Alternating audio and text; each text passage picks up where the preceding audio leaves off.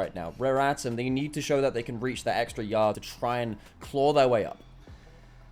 A team that brings in the likes of 369 and Cream and has perhaps a slightly disappointing spring split in terms of wanting to be the best team in the league, not just one of them. This time around in summer, that level seems to be getting that bit higher, that refinement seems to be coming on through. Top Esports are very much here to play, and some of those bans that are coming out right now, very targeted indeed. You cannot give JackeyLove Senna, even in this meta where it's kind of fallen away a little bit, he's still too good at it. On the other side, it's a couple of those key picks. Xiaohao, big player of the Lilia. Of course, the Ziggs is another one of those kind of ways to get the AP into the game state, when sometimes that can be a bit tricky with particularly the mid lane pool. Final battle of the Rumble against 369, of course, who has finally learned that champion over the last year or so. Well, hey, hang on. He was actually pretty good at it. Again, there is a caveat there. He didn't play it to a World Semi-Finals versus T1 standard. He still played this champion. He's been pretty good. I said what I said, 369. And Sam, you're wrong. Calling me out here live. You heard it here first. Top Esports locking in the Corki. It's the most easy champion to play around the mid lane when the Tristan is gone. Vikla has been a very talented Yone player. This does mean you have the big flanking threat within team fights, but you do run the risk of losing early lane. So Rara RA will need to be very aware of that, and Viktor's going to have his dancing shoes on to make sure he can dodge out some of those fast bombs where possible. And of course, Skarner is a pretty good combo with Yone, because Skarner makes it very hard for you to miss your ultimate, or honestly, vice versa as well. If you can land one ultimate, you can land both. It's a pretty nice combo. So we've seen that one work out very well. Now to see what Top Esports would like to put in with it. You're assuming probably an AP jungler at this point, right? And maybe that Leona for Mako. By the way, funny stuff in terms of, like, you always land the Yone ult after the Skarner ult. The team that's shown that is Top Esports. Oh, the one that actually played that versus yes. OMG in one of their crazy games there. Yeah, the Leona has been left up such a powerful front line. You don't necessarily want to give over Skarner and Leona either, because they're both very tanky and very disruptive. So locking that one in for Mako, very, very powerful for him. I think Mako has been the best support within the LPL for summer. He's been the best support within the LPL for the whole year so far. He's had a magnificent transition over to Top Esports away from EDG, where he played a 1,100 game stint with over 10 years. He's gone from strength to strength, though. I think that after a difficult 2023, he's really flourished within 2024. JackeyLove gets his Ezreal as well, and I'm just going to check if he's played that one within the group stage so far. He's played the one game of it. And yeah, I think this is a very strong lane. The Ezreal can survive in lane against most stuff, and then Leona can go about it roaming. That will be the plan, of course. And JackeyLove's Ezreal, historically very good, but it feels like most of JackeyLove champions have been historically pretty good, because he's just been a really good AD carry. And I think, again, this year, it feels to me he's been the most complete AD carry in the LPL, at least off what we've seen. But I would love to see him now match up against some of the other GOATs that have been dwelling in the other groups. I cannot wait to see this team match up against some of the very best. But before that, of course, Rare Atom still to be dealt with. I like the lock-in of the Sejuani with the double melees. We have seen, and Cream will know very well, the power of a Sejuani plus a Yone at the very least. Problem now is you have 0 magic damage. You have no Ziggs for bot lane. You don't get to go for a AP farming jungler. You don't have the Rumble in top lane. You have an AD mid lane. You need to find some magic damage somewhere. Otherwise, the Leona and maybe a Cassante coming in for JackeyLove, not JackeyLove, for 369, could just ruin this game. I look at this draft right now and I'm thinking, oh, bloody hell, Leona already, when you're full AD, is a pain. And with stuff like the Kaiser and the Ziggs gone, there's no real magic damage options left in bot lane. And I do get that, of course, the Yone and the Sejuani offer some magic damage. Yone in particular is somewhat mixed. I think it's like a 2/3 to 1/3 mix, but I don't think it's going to be enough. You're absolutely right. They're just going to go for the full lockdown and say, well, it doesn't matter how tanky you are. If we just CC you, you'll still die, right? Right? Yeah, that's not something that holds true against Leona. Look, we're gonna see Cassante here for 369. Tien could also go for something more AP carry within his own right. Yep, you've already got yourself that winning mid lane. If you get yourself a decent top lane matchup as well, you can go for the Nidalee, which gives you an ability to shut down the Sejuani that farms up a lot. It gives you some magic damage. It's harder to catch. In the early game at least. When it flashes by, of course, that gets a lot easier. But yeah, I'd imagine just one tank coming in from 369, and this is going to be difficult. And the Mordekaiser are a pretty good option into the Skarner, and we have seen that be something of a 369 special. He's been really comfortable to pull that out quite a lot this split, and for all that a lot of other top laners haven't committed to it. He has certainly decided this is his answer Well, at the very least. no, a lot of top laners have committed to it, they just haven't found the success. So that's the difference, where it's like, Mordekaiser has been an LPL-wide pick. It's just 369 where you see that pick locked in, and you think, yes, is 100% a counter, rather than, oh, it might be a counter at some point play it well, in the game, or something like that. Okay. So, as it stands, Rare Atom, they have themselves really good go buttons, but they need to snowball early before big armor items come in. In terms of like steel caps for 369, maybe Maker goes towards them as well. The later this game goes, the tankier the tanks are going to get for top esports. So Rare Atom, they need to get off the ground early. Hard to do that though versus an Italy. For sure, and the statement you gave before we got into this game was, I want to see Rare Atom attack TN early and make sure you don't give him license to run over a game and play that really hyper aggro, hyper greedy playstyle that he's been finding so much success on. He's got Nidalee into Sejuani, one of the best matchups for a Nidalee early on. And Tien, he's played one game with the Nidalee so far, 23 KDA. So if you're talking about this champion being hard to execute, one that can give diminishing returns, Tien is one of those vaunted few players that you trust playing this champion. Tien might just be the best jungler within the LPL right now, and he's got himself a champion which he can wreck face with early. Rare Atom, I think their competition's great if they can get the wombo going, but they cannot allow Tien to mess up their jungle too early. They have a game plan, they have a composition which thematically makes sense. You land one pit of CC, you can follow up with absolutely everyone else, and if you can get onto that Corki, that Nidalee, that Ezreal, those longer range, flightier carries, then you certainly have the ability to take them off the board. But as you said, if it doesn't snowball properly, if you aren't getting the CC onto the right members, that range, that poke, that ability to just stack armor could get very difficult to manage all too quickly. Onto the Rift. Rare Atom, if they win, they are through to that Ascension group. It means so much for them, but they have to get through top esports, who have looked indomitable so far.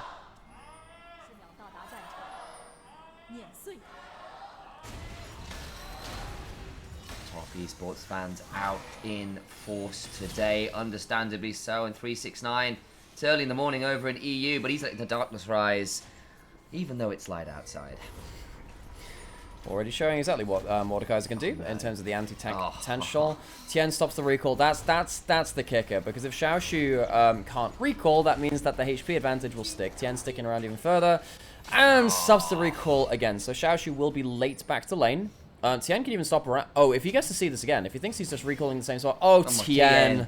Xiaoshu, his lane has already been lost. That is such a awful situation to be in. He might have to teleport back to early lane. How crappy is that? He's staying in lane, knowing that he can't give up the level 1 XP. He might stick in the bush here in top lane. And 369, if he's wise, maybe he will end up checking it. Well, he might just end up phase checking it. Xiaoshu shouldn't contest the wave, but he might just look for the early XP. Yeah, Mordekaiser just hanging around by his tower to make sure there wasn't any real opportunity for any return silliness. Xiaoshu did actually show on the wave top side, so 369 will just take the HP advantage going into lane. 369, weirdly, low HP already, must have taken a hard trade or something, but I think he took a rock to the face. He wouldn't be half his HP. I was looking up thinking, wow, damn. He did do a little bit when he was trading with the Skarner, about 20%, so maybe between that and that was enough, but well, he went back to base. Oh, true, yeah, you're right. That's what I'm saying, Sam. Yeah. He went back to base, and he's half health already. You do the maths. Either way, gets to level 2 a little late, but Xiaoshu has managed to get away with it, I think is the fair way of putting it. So credit to Xiaoshu, manages to rescue that lane from what looked to be a very difficult state of the game, and now we get ourselves to a point where we need to see what this Nidalee is going to do. Xiaohao is going to take full topside quadrant, go across the river. Chances are, if he shows anywhere, things are going to get bad, but we said early game plan, that's what they need to do. He's going into mid lane off vision. Getting towards the very edge of that bush to make sure that Cream steps forward too aggressively. You can punish, particularly if that Valkyrie gets used. Needs to be a little aware. Now he knows that Xiaohao is Higgins on the other side of the minions, should be just fine. So it'll just be a tiny chunk. It doesn't really get much value for that look-in. Sucks for Xiaohao. Couldn't get within Q flash range. If you get to Q flash range, set up for the Q3, things get dangerous. Now Tien knows where Xiaohao is, and this is where things get difficult. Nidalee leaves their Krugs up and says, oh, you haven't done your bot quadrant yet. Let's go.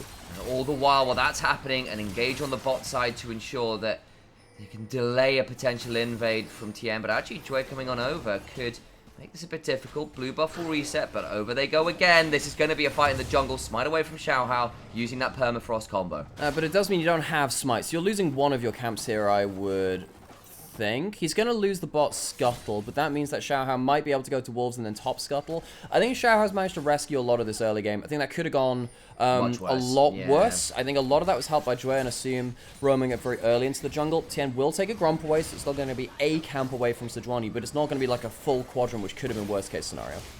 Yeah, I think if you had lost too much HP over that blue buff, if Assume and Jue hadn't been fast to the roam, it could have been pretty ugly indeed, and you can see that's exactly why Jackie and Maker was so aggressive stepping forward. Speaking of which, a flash on in from Jue, but Jackie very low. Gets to Arcane Shift away, but Tien still here, means that the stun on Jue makes him a very squishy target. Can't quite get the kill with the takedown. 369 on 1v2 top side. First blood still to Xiaoshu. Xiaoshu gets the kill against the Mordekaiser. That's really important. On the bot side, Tien doesn't quite get in range for the leap and can't get the full damage. I think if he'd flashed early at the start of the combo, he would have got the kill. Doesn't quite manage to do it. Rare Atom wins out in the cross map, and the start of that early game we asked for from Rare Atom might just be here. They get away with it early. The level 1 trade onto the Skarner does not cost them lane. The invade onto the Sejuani after a bit of a look in mid lane does not cost him too much down there. Now we'll have a look at this replay to see exactly how the 1v2 happened. So 369 spots Xiaohao coming up to his lane, and yeah, I mean, that's about it. Great combo coming in from Xiaohao afterwards that too. And one of the things about Skarner's passive is I'm pretty sure Skarner's passive is a burn. If you hit someone multiple times, it's something like that, folks. New Skarner has a lot of random has a lot of random things tacked on. That's what kills him. One of the tacked on things. Got another gank top lane potentially. 369 pushing up. This is important. We said this before. It's important that the Mordekaiser gets ganked. Mordekaiser works well into Skarner if he is ahead of the game. If you gank Mordekaiser enough, then the Mordekaiser can't do what he normally does, which is be a really beefy but also anti-tank machine on the top side that gets to run away with the matchup. Passive for Skarner. It's called Threads of Vibration, by the way. It's a cool name. Anything more on that? Basically, if you stack lots of abilities, you do additional damage. That's what it is. Is it the DOT damage? It's 3 stacks take magic damage equal to a percentage of people's maximum health, basically, over time. Over time, so there you go. That was the DOT. You hit people with multiple abilities, they get to burn down after that point. Skarner, this champion does it all, apparently. Anyway, we've got dragons and grubs spawning, so Vikla, level 6, needs to be a little bit careful. If he takes too hard of a trade, won't be able to contest. Mako jumping forwards. Nice crash down. Joy will get the double shattering strike, but some damage is still pretty good, and Tien can look for the spear! Oh, it's too easy. She's waddling around. There's no mobility available. Oh, Tien gets himself on the board after failing earlier. 369, not got his passive just available. Welcome to the Shadow Realm, Yugi boy. Let's see whether Xiaoshu can manage this particular duel out. It seems to survive with enough life points intact to avoid an Egyptian god. Yeah, so sadly, for 369, we don't have... look, he is effectively Obelisk the Tormentor. So you look at that. By the way, the Coven Mordekaiser, whatever is the old god Mordekaiser, is effectively Obelisk, and he'll be looking to see if he can summon some of that power a little later. Vikla, wise, he doesn't press Q there and bides his time before the javelin gets tossed. No, but seriously, go look at the splash shot for the old god Mordekaiser. It's so true. It is actually just an Obelisk the Tormentor. They knew exactly what they were doing. Anyway, gonna get ourselves against the Winged Dragon of RA, so it's all working well. Oh my god, that's fantastic. And we'll see whether they can test over the slide for the Ocean Dragon that spawned first on the Rift. Oh. Grubs are going to go down to the side of Top Esports, and they don't quite look enough like Karibo for me to reference that. Oh, dear me. That's what Poros are. It's just a very Karibo. You can sacrifice this to disable all incoming damage from an attack. That would be so bro. No, I wouldn't want to do that to a Poro. I wouldn't want to do that to a poor thing. Oh. Well, yeah, somewhere out there, Braum is about to come and find where you live. The heart is the strongest muscle. The second strongest is Braum's fist for you bullying Poros.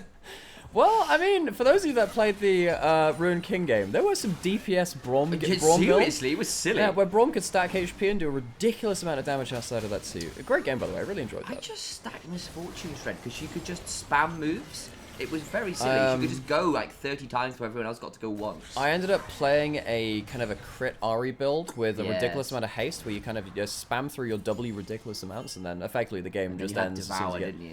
Yeah, there were some very cool animations. Anyway, folks, honestly, that game's great. go play it at some point. Back to this game at hand. Tien, ahead in the jungle matchup, virtue of the kill as compared to the assist. Hasn't been able to massively out-farm Xiaohao so far. Xiaohao's been doing well at maintaining that. Xiaohao is off vision, does have ult. 369 can get CC'd. Oh, they missed the Q, the flail, sorry. Didn't quite land it properly. Still going to get the permafrost. Can potentially go towards the death one, but it's not going to matter. And Xiaohao gets the kill. And I think he does end up landing the flail, even though he's getting dragged through him at the time. I thought it had missed with the indicator there. Turns out they know the geometry just a little better than we do, I suppose. Either way, 369, now 2 deaths on the board, which is putting him behind where he's supposed to be. He's going to be slower to the Rylai's and Liandry's combo that we see, which can really start melting down the Skarner. And maybe Xiaoshu is in a position, even after that level 1 where Tien set up 369's lane for success, where he might just be ahead of the Mordekaiser for the rest of the game now. And this isn't a farm to 6 Sejuani. It's been, I'm going to look in mid lane at level 3. I'm going to go top multiple times. You've got set up for the Sejuani. We saw it all of last year for OMG. If you can double up with a melee champion, you can do things like this. It gets even easier at level 6, because you can just lock people down forever and ever and ever. And the Zeeks comes through for the extra burn on top of it. So, Xiaohao has been winning the early jungle contest in terms of pressure they should be able to have. You can see that Tien is ahead in farm right now, but Xiaohao, 3 important kill participation across the board. Rare Atom doing well in the early game, and we asked them to do that. And they need to be able to do this before the armor can begin to be stacked on the front line. And now, Rare Atom, not up a huge amount of gold, but certainly up a little bit, which is not what you were expecting, especially considering the lanes themselves haven't always been the easiest here. And I know that, you know, Mordekaiser does like to go towards his AP items, but, you know, if you get up to just, you know, seal caps and a bit of armor, it feels like top esports gets so tanky. As I say that, Mako has said, look, I need to be able to tank the front line. You get so much armor from your Eclipse that you're happy with those stats. Goes for the Merc Treads so they can tank some of the Ash Arrows and Sejuani ults at the front. I think that makes sense in some regard. Turns out getting CC very heavily is not exactly the nicest thing.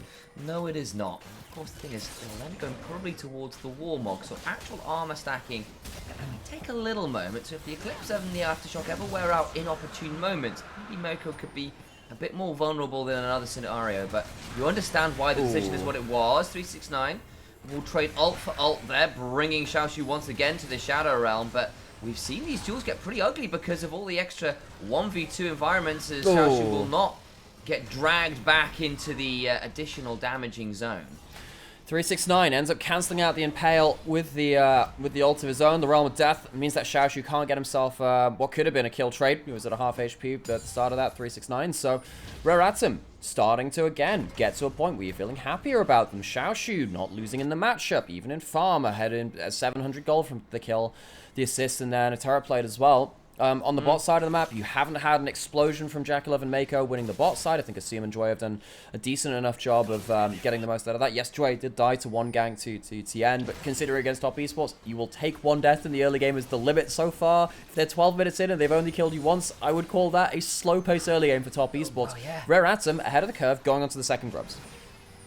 The spear will land, but not so much damage at this point. Still waiting on item completion as Tien, so he's not hitting as hard as he might in, say, a minute or so. Decides, yeah, we're not going to be able to contest these very easily with the whole squad of Rare Atom really available to come and fight. So we'll just leave that one alone for now. But that's another neutral objective over towards Rare Atom. Feeling pretty good about that. I say another neutral objective. It actually was the early dragon going away to top esports, so ignore me. At least for this moment. Yeah, Rare Atom. Again, the early game presence has been good for them. Can they keep it up? First big team fight of the game, still waiting from top esports. Yeah, they've managed to get one solid play bot lane where they got the kill onto the Rel, but aside from that, kind of right. It's been Rare Atom that have largely been the more proactive team right now. Of course, it's not any serious problem for top esports. They're laning pretty well, bot lane in particular. Great value from Jackie Love, who's gotten himself a 20-odd TS lead, which always feels good. Top esports getting themselves a grouping towards the bot side of the map, and Xiaohao going to come down with ultimate. Xiaohao really has had a strong early game. He has been the player of the early game for me so far. Yeah, and that's, again, after things got a bit tricky. Vikla does get the Q. Arrow. Arrow comes down, lands onto Mako. That could be pretty good. Solid combo afterwards. The CC is foul. I don't care how tanky you are. The Q3 misses, though, alongside the Glacial Prison. It's all well and good if you can hit your abilities. Flash away keeps him alive for now, but now Top Esports can maybe look to turn around Cream and Valkyrie forwards, though, meaning that he could maybe be going out of date a little bit faster and cannot get the kill. Vikla gets the soul and bound, and the shield is ridiculous. He finally falls, but it's still a 2-for-1, and that's where we're at, missing a few skill shots at the end of it all. And that is exactly how tanky the Leona can get. It's getting to be a problem already. Mako shrugs off the grand majority of the burst. Yes, does go down, but the job was pretty much done. You can see that Top Esports, the more that this game becomes about the Leona and maybe just the Mordekaiser frontlining later, the better it is for them. I'm hoping we get a replay at some point, because there was some few skill shots there going a little while. I was like, oh my days, how long is this Leona going to survive if she's not going to get CC'd at the end of this? But in the end, it is still a one fight for Rare Atom, even if it didn't quite end up as cleanly as they would like.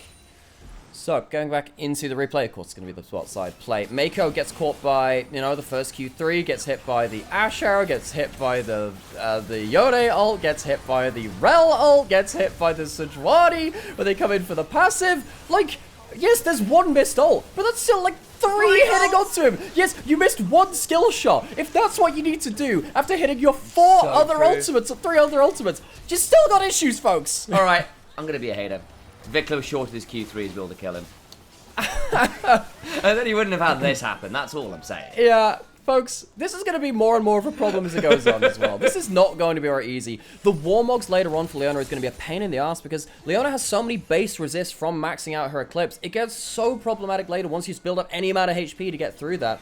Mako going to be really, really tanky. Almost maxed out. That Eclipse will have done at the level 9. Rare Atom needs to be so afraid of it. The gold is just about even. And Rare Atom, yes, they do have the 3 grubs, but they're behind, you know, the Dragon as well. And there are also 3 grubs on the side of Top Esports. So it's not like Rare Atom have pulled ahead in the early game, despite some good moves. All right, well, one item completed, and we've got ourselves a bit of a contest brewing, or is it just going to be a bit of Safari from Top Esports? Doesn't feel very like them, so I think they might actually want to start a bit of a brawl over this Herald. Chue taking a little low, loses about 10% of his HP, overcomes 369, and the teleport in from the Skarner. It is going to be the 5v5.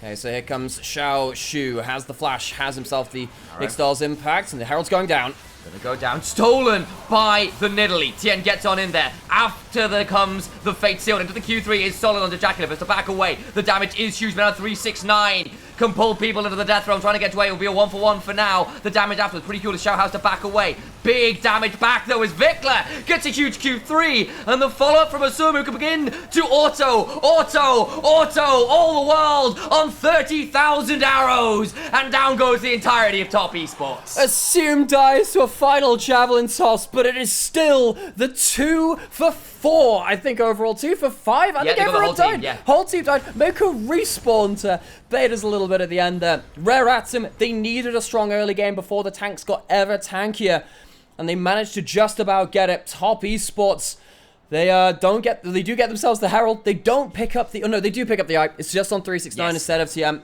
And it will be Rare Atom still walking away, showing that they can get themselves big, big fights. Arrow misses this time, but it's still going to be big teamfight ultimates from the Sejuani, locking down Cream, which is again into the Yone ultimate. Vikla gets a multi-man Q3 for extra CC.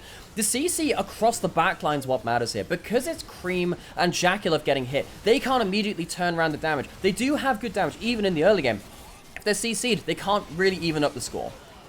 And at this point as well, it's like, well, a front line is dead and Assume can start to do this.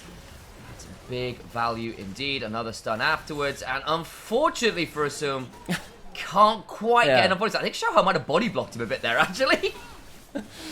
Oh, man. And yes, someone's pointed out, yeah, it was a 3-for-5 overall. Yes. Folks, it was messy. Respawns come in quite easily. When I'm looking at the side to see, okay, who's still alive? Sometimes people have come back from the River Styx. That was where we were. Anyway, Top Esports, they summon that Herald towards top lane, trying to break open the full health side lane turret.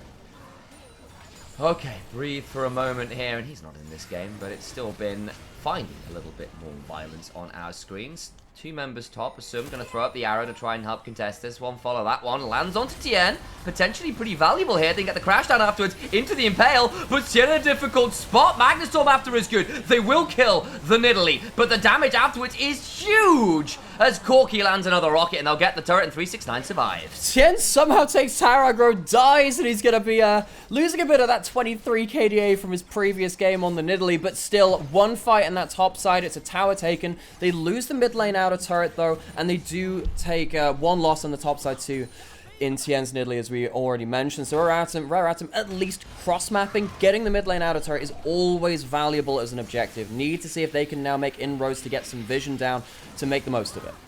Especially for a champion like Ezreal, who is okay by himself, but likes to have that mid lane turret to arcane shift towards him. That's a fun camera angle. Mako, 9,000 LPL assists. That is absolutely legendary. Mako, one of the greatest players of all time within his role. I think he might just be the best support player of all time. He's over 3,000 assists from the second place assist leader within the LPL. How insane is that? What a moment to celebrate a legendary player of the role.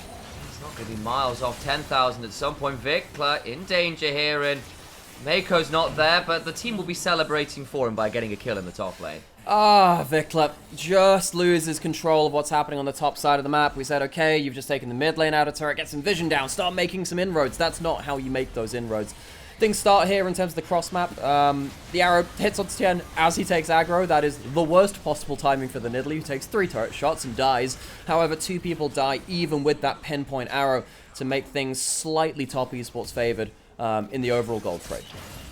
Despite what seems on camera to be some really good moves from Vikla, he's up in CS, right? He's actually down 1,500 gold because Cream's gotten some kills, but also importantly, access to some of these turrets. He's up a significant portion now. Of course, first strike helps, and I didn't see whether there was a cull in inventory, but either way, he's been doing a good job of stacking that gold. And that gold becomes really important, folks, because we're getting beyond the early game now. We're even in gold between the teams. The next power spikes might just determine the game. We have Cream on 2 items now with the Muramana. It means that the rockets now start to poke rather than just be extra kind of like short range kind of trendy force enablers. You can do some good work with that. And then, of course, you're getting towards even second items on 369. He's going for not the Realize Leandri's build, going for the Proto Belt. Wants to go towards the backline instead. He doesn't want to be, I think maybe because he's so far behind where he should have been. He's saying, look, I'm not going to win the 1v1 quickly in terms of Xiaoshu. Let's go ult the backline maybe and get some value out of that. The Proto Belt helps you against ranged characters. It does. And you will be looking to get value out of that if you can, especially if you are wanting to try and get onto some of those slightly more important targets. And it is a cheaper item as well, which always feels pretty good. So that's been the decision-making process.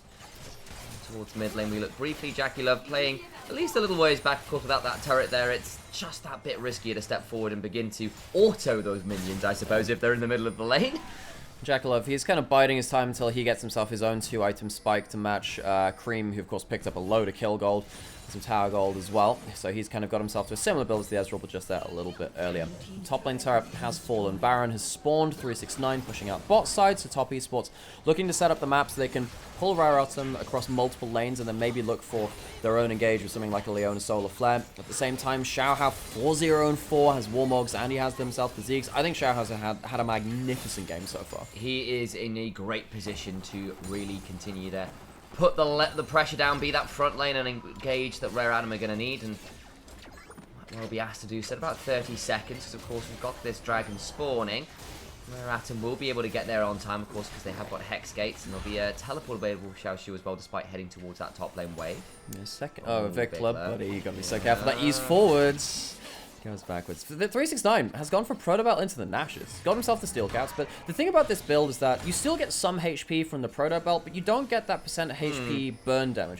What you do get is the ability to go to someone like Ashe, either flash or Proto Belt ult them, and then try and use the extra mobility that the Proto Belt gives you to get on top of one of these squishy targets, but you don't have as much HP as you would do otherwise. Oh, big chunk onto 369. It's taken about half HP. Before a fight can begin, does have the ability to come back in with a teleport. Dragon secured by Top Esports all the while that trade was happening, though. Xiaoshu does get dragged into, I think, was that the death one? I didn't quite see. No, it was not. Just misheard a sound cue. And instead, they'll back away. having secured the dragon and not lost a member. Mako still has ult, has flash as well. You can see he's positioning for it with the Warmogs. He's back up to full. He's tanky, even without having any armor items so far. He just walks in with even the Blood Song as well. Not even the Celestial opposition. He says, I am tanky enough. I will give extra damage to my team. Heal up to full and see if he can find himself an engage. Does seem that Top Esports have been willing to go towards those more violently minded options. Blood Song, as you were saying, and the Nash's Rocket Belt. Nothing resembling HP here. We won't do any of that. I mean, okay, the Rocket Belt counts. Yeah, no, as I was saying, Rocket Belt gives you some HP. It's just not quite the same as Rylai's and Leandra's, the double HP, which we've seen a lot, of course, on AP junglers, which can catch a lot of people by surprise. The extra HP can make you just that little bit tankier in important moments. Wondering what 369 is going to go towards next. Something like a Zhonya's could be really important because of the amount of magic, physical damage on the other team, but still might think something a little bit more duelist related could also be more important. Xiaoshu will spot Cream up here on his Corgi plane, I suppose. Corgi copter sounds cooler, but it's not actually a helicopter. You know, helicopter, and like calling things copter is not actually the right way to conjugate that word. It comes from weird stuff. Anyway, 369 is losing this 1v1. He is briefly, but actually Vikla gets dragged in, takes a huge chunk, will ult away under the tower. Didn't want to trade too hard because, of course, he knew the teleport was coming. So actually gave a license for 369 just to wail on the Yone for a moment there. Well, we saw a little bit of a damage check there, which is that, yes, Yone does damage, so does 369, so you got to be careful of both of them, but now we have to teleport towards top side. Vikla's getting to recall, will regen to full and join his team. Tien now a known quantity, down to about half HP. This will be the fight on incoming. Mako misses the Zenith Blade, and Dway into the backline, into the Impale on many members. They'll come flying on through, claiming 2 jungle down, but the follow-up damage can be pretty big. The Rocket Belt goes on down, and the darkness is rising. Cream throwing rocket after rocket after rocket. Xiaoshu misses his rocket. His boulder. I apologize. Cream goes over the wall. The damage back is just too much. And the extended damage and the Baron secured by Cream's Foss Bomb. They get a couple and it just doesn't matter. No, Xiaohao gets the Baron, but at what cost? It's going to be Top Esports walking away with the kills, with everything, but Xiaohao, he'll die as well. It is an absolute disaster around the Baron pit. Rare Atom, they all in. They think they find themselves the moment where they've got the kills, but they haven't killed the carries. Top Esports run away with it. Absolutely right. I tell you what I saw. It was the Skarner dying to Cream, and as the Baron died. I'm not gonna lie, the icon is really, quite similar. I saw it pop up at the same time, and I misread it. I just rose an eyebrow. And I'm like, buddy, there was only one smite there. Like, there's Xiaohao was definitely going to be getting this one. It would have been crazy if he had managed to style it. But Xiaohao, well, yeah, Xiaohao did a good job of making sure that Tien wasn't a big part of that play. But you can see that Top Esports, they've managed to get to a point where Cream and Jaculav can just go absolutely psycho at the back end of fights. Dragon's coming up in the next minute or two. Top Esports, they're not really going to be able to, well, they're not really going to care about the remaining Baron buff on Dway at this point. 369, I think, very, very happy to go side laning, because of course there's not going to be anything in his lane. See that the engage is largely pretty good. You've got triple ults coming through. But it's onto Tien, and it's not onto Cream. It's not onto Jaculav, and this is one of the problems. It takes so much to get through some of these characters in the front line. Yeah, they do die quite quickly, but they use so many ults for it that Cream and Jaculav get to keep walking forwards. Cream on this build, the great thing about Corki is that you get more rocket cooldown, the more champion autos you get. You get so many rockets in this fight too. Just the Baron additional damage in the resist shred means that they just lose so much HP in the back end of this. And they're going to get at least his tier 2 here. So they did get Baron, so it does spare some of the blushes. And they'll claim a couple tier 2s, which is very valuable still. Top Esports. They've been pushed in the early game by LNG recently, and then by RA again here. Ult coming through, hits. Ooh, big chunk then on to some more. 369 rolling a 3. Doesn't get much opportunity to roll anything else, honestly. Yeah, he's rolling in his grave currently. 40 seconds down, Rare, they still have the one Baron buff they can keep pushing in. And apparently they're still going to get huge value out of this. The fight at Baron, not really phasing them here as the shove comes on through.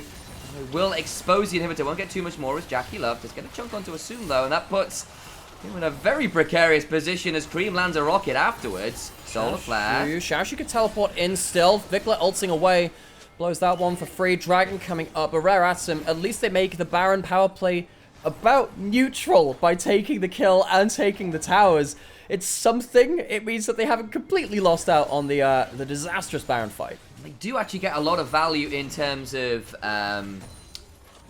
structural advantage too. In terms of map state, they get those tier 2s, they expose the inhibitor, and that's pretty valuable in and of itself outside of gold values. We're getting to the point now where 369 is about to get a Randuin's on top of everything else. Once he gets that, maybe the conversation changes. I think he's still going to get blown up pretty bloody quickly. The question is, will it be still too slow for Rare Atom to capitalize on the rest of the team fight? Rare Atom, they're doing a good job of zeroing out some of the first targets in the fight. It's just Top Esports are a team which are very, very good at quickly following up on the first engage of a team fight. Cream and Jakulov, both on very mobile Triforce Muramana carries that can get very good burst when they turn around too. So Rare Atom, yeah, they learned that the hard way. You can kill the front line. What do you do next? You don't have enough ultimates for the whole team. Yeah, the extended fight is tricky in the fact that you do have the ability of the Ezreal, the Nidalee, the Corki to just keep running you down. And honestly, if 369 gets to survive as well, Mordekaiser is hardly a slouch in continual DPS checks, assuming he's on top of you. Which is perhaps partly why the Rocket Belt was built in the first place, let's be honest. Yes. Can very much help with that one. You know, funnily enough, this was a conversation which a lot of people had about Mordekaiser back in 2020. Well, he might be going back into history again. Huge chunk on a 369 who can summon someone towards the Death Realm and does get a big indestructible proc to bring his HP back to a nominal high point. Not much more Vikler can do. Big Magnet Storm afterwards does a lot more work. Those Cream will Valkyrie through, but the Permafrost is there, and the QSS was a little early. Means he doesn't actually immune all the CC he's hoping for. Mako low, will Zenith Blade towards his doom, and a tier 2 goes falling on down. Yeah, but Jakulov's full HP, has Cleanse, has Flash. I think he can still keep fighting here. Assume, I don't think he can stay. Gonna step on forward, needs to be a little bit aware of the slows.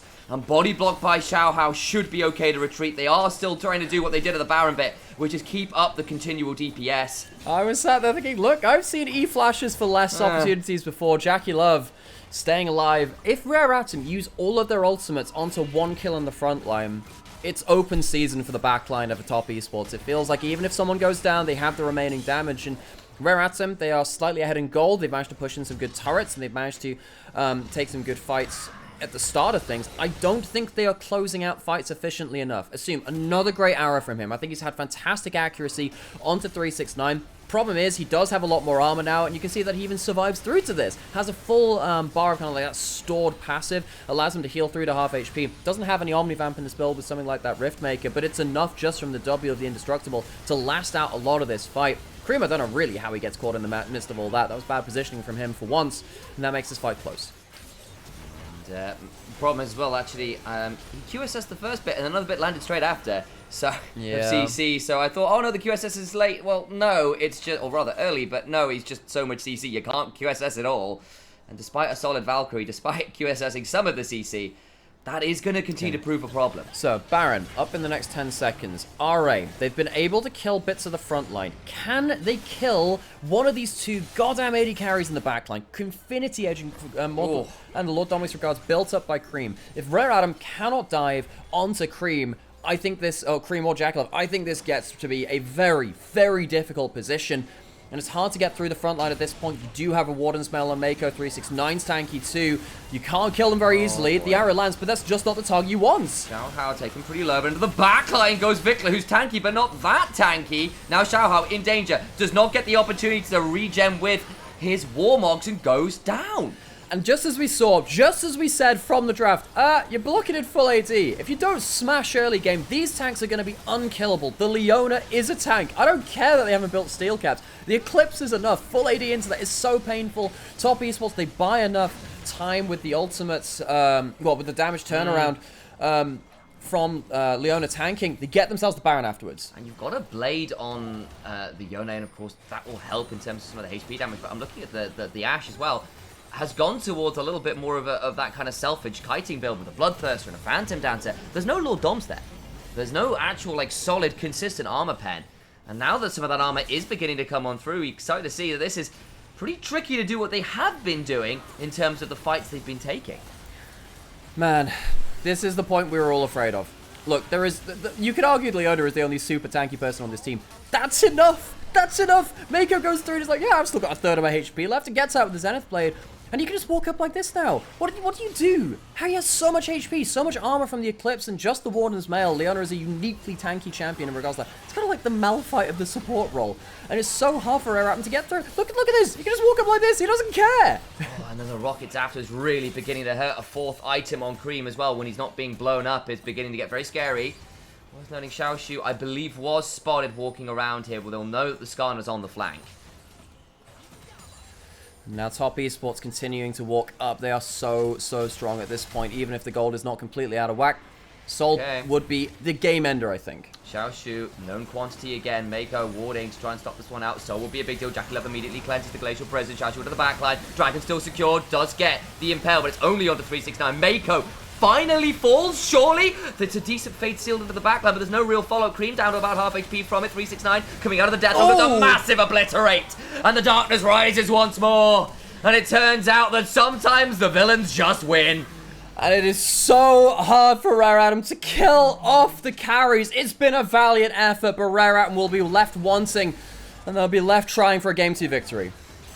It was looking like if they could keep up the CC chains and keep attacking those tier 2s, Rare Atom could be in a brilliant spot. But no, 4 items on Cream, a little bit of armor on Mako, and suddenly all the worries, all the concerns begin to rear their heads. A Hex Soul and a Baron are the crown jewels on top of everything else as Tien will pounce on top of the Sejuani. It'll be bacon for breakfast and a Game 1 victory today towards Top Esports.